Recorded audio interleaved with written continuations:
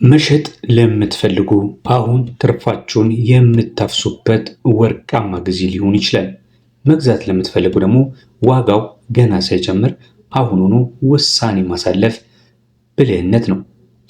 የዛሬ የገበያ መረጃችን በዋናነት መግዛት ነው የምትፈልጉት ወይስ መሸጥ ነው ለሚል ይሆናል። በተለይ ደግሞ መሸጥ ለምትፈልጉ ሰዎች የተዘጋጀ መረጃ ነው። ወርቅ በእጃችሁ አለ? መሸጥ ፈልጋችሁ ትክክለኛውን ጊዜ እየጠበቃችሁ ነው? እንግዲህ ያ ጊዜ አሁን ሊሆን ይችላል። ዛሬ የካቲት 14 ቀን 2018 ዓ.ም የወርቅ ገበያ እጅግ አስገራሚ ደረጃ ላይ ደርሷል። የዛሬውን ትርፋማ መረጃ ሳትሰሙ ወርቃችሁን እንዳትሸጡ ዝርዝር መረጃን ይዤላችሁ መጥቻለሁ። እስከ መጨረሻው ድረስ አብራችሁን መሆን አትርሱ። ለዚህ ዩቲዩብ ቻናል አዲስ ከሆናችሁ ቻናሉን ሰብስክራይብ ማድረግ እንዲሁም ቪዲዮን በላይክ መጀመር አይረሳ። ብዙዎቻችሁ ወርቄን ስንት ልሽጠው ብላችሁ ትጠይቃላችሁ።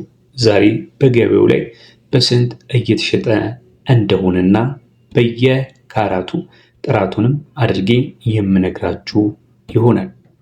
የሚሸጥበት ዋጋ ከዚህ እስከዚህ ብትሸጡ እጅግ በጣም አሪፍ ነው የሚለውን መረጃ እሰጣችኋለሁ። ነገር ግን ዋጋ እንደ መሸጫ ሱቁና እንደ ወርቁ ጌጣጌጥ ይለያያል። ምናልባት አንዳንድ ቦታን ወርቅን ልትሸጡ በምትሄዱበት ሰዓት ላይ ያዩትና በጣም የወረደ ዋጋ ሊሰጣችሁ ይችላል። አንዳንዱ ደግሞ ያንን የወረደ ወርቅ ይዛችሁ ሌላ ቦታ ስትሄዱ በጣም አሪፍ ዋጋ ሊሰጣችሁ ይችላል። ስለዚህ ወርቅን ለመሸጥ በምትሄዱበት ቢያንስ ሁሌም ነው የምላችሁ 4 እና 5 የሆነ ቦታ በደንብ አድርጋችሁ ጠይቃችሁ ጥራቱን ጠይቃችሁ ግራሙን ጠይቃችሁ ዝርዝር የሆነ መረጃን ለመያዝ ሞክሩ። በተቻለ መጠን ደግሞ ወርቁን ጥሩ አድርጎ ለመሸጥ እንዲረዳችሁ ስትገዙ እንደተደራደራችሁ ሁላ ስትሸጡም ደግሞ ስላላችሁ ወርቅ የተሻለ ቫልዩ እንዳለውን በሚያስመሰክር መልኩ መደራደርን መሞከር አለባችሁ። 3 ወርቃማ ምክር አለኝ፣ በተለይ ለምትሸጡት ማለት ነው። ዋጋውን ከመንገሬ በፊት ማለት ነው። በምትሸጡበት ሰዓት ላይ የመጀመሪያው ነገር ሚዛን ማረጋገጥ አለባችሁ። ከመሸጣችሁ በፊት የታመነ ሚዛን ላይ እንደተመዘነ እርግጠኞች ሁኑ። ትንሽ ግራም ልዩነት በሺዎች የሚቆጠር ብር ሊያሳጣችሁ ይችላል። ይሄ የመጀመሪያ ምክሬ ነው። እያንዳንዱን እንቅስቃሴ ወርቅን በምትሸጡበት ሰዓት ላይ በግራም ላይ በወርቃችሁ ላይ ብቻ አድርጉት። ሌላው ደግሞ ወርቅን ለመሸጥ በምትፈልጉበት ሰዓት ላይ የገዛችሁበት ደረሰኝ ካላችሁ በጣም ምርጥ ነው። ገዢው እንደ መተማመኛ ይወስደዋል። ስለዚህ የተሻለ ዋጋም ሊሰጣችሁ ስለሚችል ምናልባት ደረሰኝ ከጠፋባችሁ ያ ምናልባት ዋጋውን ሊያረክስባችሁ ይችላል ብዬ አስባለሁ። ነገር ግን ወርቅ የገዛችሁበት ደረሰኝ ካላችሁ ግን ወርቅን በተሻለ ዋጋ ልትሸጡ ትችላላችሁ ማለት ነው። ሌላውና ወሳኙ የምነግራችሁ ደግሞ ለሻጮች ማለት ነው፣ የገበያ ሰዓት ጠብቁ። እጅግ በጣም እኔ በየቀኑ የምለቅላችሁ የወርቅ ዋጋ ራሱ በየቀኑ ምን ያህል ልዩነት እንዳለው ታያላችሁ አይደል?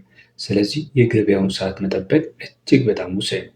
በአሁኑ ወቅት የዓለም አቀፍ የወርቅ ዋጋ በአንድ አውንስ በተለይ 4000 ከነበረበት ዶላር ማለት ነው በአሁኑ ሰዓት ላይ 5100 አካባቢ ትልቅ አጋጣሚ ነው። ይህ ማለት በጣም ከፍተኛ በሆነ ዋጋ ወርቅ እየተሸጠ ነው ማለት ነው። ስለዚህ ብር በአስቸኳይ ካስፈልጋችሁ ወይም ደግሞ ካላስፈልጋችሁ በስተቀር ዋጋው ገና ወደ ላይ የመውጣት አዝማሚያ ያለው። ስለዚህ በትዕግስት መከታተላችሁ ትርፋማ ያደርጋችኋል ማለት ነው። አሁን ያለበት ዋጋ ግን ጥሩ አይደለም፣ አትሽጡት ለማለት ፈልጌ ሲሆን ግን በአውንስ ማለት ነው በእነሱ መሸጫ የወርቅ መሸጫ አለ። የትኛውም ካራት ሲካፈል ለ31.02 ተካፍሎ የሚሸጥበት ዋጋ አውንስ ይባላል እና $5100 በታሪክ ገብቶ አያውቅም። ይሄ በጣም ትልቅ አጋጣሚ ነው፣ በተለይ ወርቅ በእጃችሁ ላይ ላለ ማለት ነው። ከዚህ በላይም ይወጣል ተብሎ እየታሰበ ስላለ ምናልባት አሁን በጣም በግዴታ ብር ካላስፈለጋችሁ በፊት ባትሸጡት እመክራችኋለሁ። ሌላውን የምነግራችሁ ደግሞ ከዚሁ ጋር ከገበያው አዝማሚያ ጋር ተያይዞ ማለት ነው። በአሁኑ ሰዓት በተለይ በሀገራችን ያለው የብር ምንዛሪ መለወጥ ለወርቅ ሻጮች በጣም በጣም ትልቅ እድል ፈጥሯል። ስለዚህ የወርቅ ዋጋ በየቀኑ እየጨመረ መምጣቱ ወርቅን እንደ ቁጠባ ንጉስ መሆኑን በድጋሚ እያረጋገጠ ነው ማለት ነው። ዛሬ መሸጥ ማለት ካጠራቀሙት ሀብት ላይ ትልቅ ትርፍ ማግኘት ማለትም እንደሆነ ማሰብ አለባችሁ። ነገር ግን ትዕግስትም መያዛችሁን እርግጠኞች ሆኑ ማለት ነው። አሁን ቀጥታ የምነግራችሁ የያዛችሁት ወርቅ ወይ 24 ነው ወይ 21 ነው ወይ 18 ነው ወይም ደግሞ 14 ነው እና በአማካይ እነዚህ የወርቅ አይነቶች የየራሳቸው መመዘኛ አላቸው። ለምሳሌ 24 ካራቱ ንጹህ ወርቅ ነው። 21 ካራቱ መካከለኛ ንጹህ ወርቅ ነው። 18 ካራቱ ደግሞ ኦልሞስት ወደ 75% አካባቢ ንጹህ ወርቅ ነው ማለት ነው። ዝቅተኛ ጥራት አለው። 21 ካራቱ መካከለኛ ጥራት አለው። 24 ካራት ካላችሁ ደግሞ በጣም ንጹህ ወርቅ ነው፣ ትልቅ ጥራት አለው ማለት ነው። አሁን በስንት እስከ ስንት ብትሸጡት አሪፍ ነው የሚለውን መሸጫ ዋጋ ልንገራችሁ። 24 ካራት ካላችሁ በግምት ከ25470 እስከ 25650 ብትሸጡት ብዬ እመክራችኋለሁ።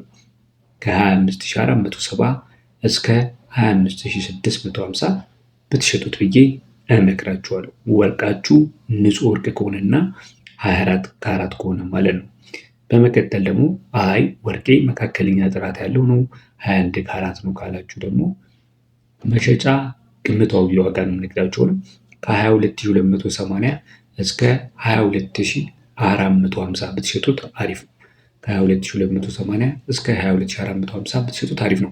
ይህ ግን ነፃ የሆነ የመደራደር አቅማችሁን ሳለካ ነው እየነገርኳችሁ ያለሁት።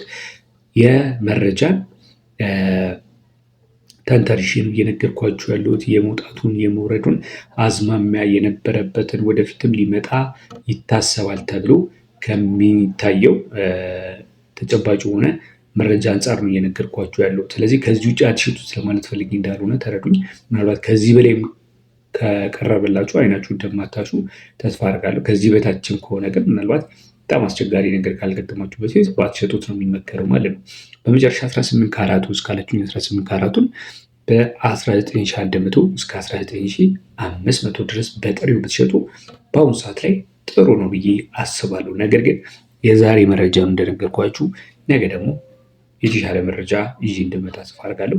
ሊጨምርም ይችላል፣ ከፍ ሊልም ይችላል፣ ዝቅ ሊልም እንደሚችለው ሁሉ ማለት ነው። እንግዲህ ያንን መረጃ ይዤላችሁ እመጣለሁ ማለት ነው። እንግዲህ 24 ካራትን፣ 21 ካራትን፣ 18 ካራትን በዚህ ዋጋ ብትሸጡ ጥሩ ነው ማለት ነው። እንግዲህ ለዛሬ ያዝኩላችሁ መረጃ ይህንን ይመስላል። የያዛችሁት ወርቅ ስንት ግራም ነው? ስንት ግራምስ ይመዘናል? ኮመንት ላይ ጻፉልኝ። ግምታዊውን ዋጋውንም እነግራችኋለሁ። ለተጨማሪ ወቅታዊ የመረጃ ቪዲዮዎች ቻናሉን ላይክ ማድረግ እንዲሁም ሰብስክራይብ ማድረጋችሁን እንዳትረሱ። በቀጣይ ቪዲዮ እስከምንገናኝ ቸር ሰንብቱ።